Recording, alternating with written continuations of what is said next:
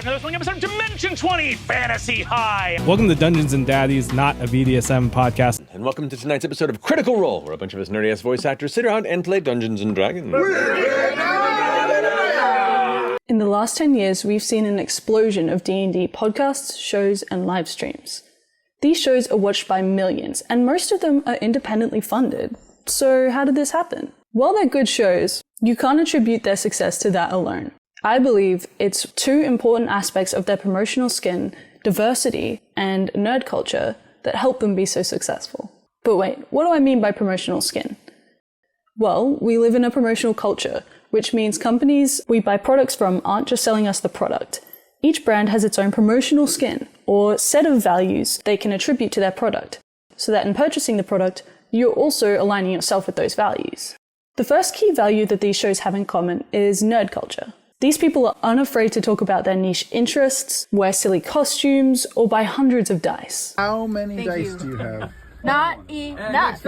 And lucky for them, or maybe it's pre-designed, nerd culture is highly monetizable.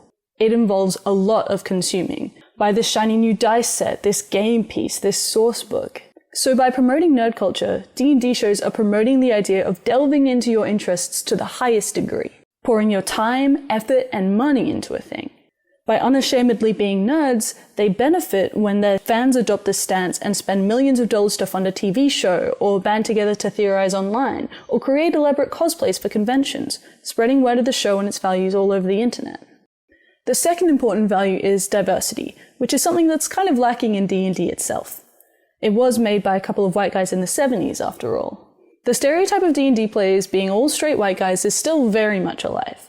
But what these shows are saying is, hey, we are diverse, so you can be diverse. For example, Dimension 20 publicly promotes themselves as progressive, encouraging minorities to see their community as a safe space. But also, can I say turfs? Can I say turfs? Turfs. By wearing D20 merch, you align yourself with their progressive message. And so they get this influx of nerds who might not feel comfortable in other nerd spaces. These fans create a strong community based on similar political opinions and social locations, which is the social group you belong to, like a certain minority or culture or ethnic group. This combination of shows valuing diversity and nerdiness means that fans feel that when they are supporting these shows, they're also supporting the growth of the colorful and diverse nerd culture.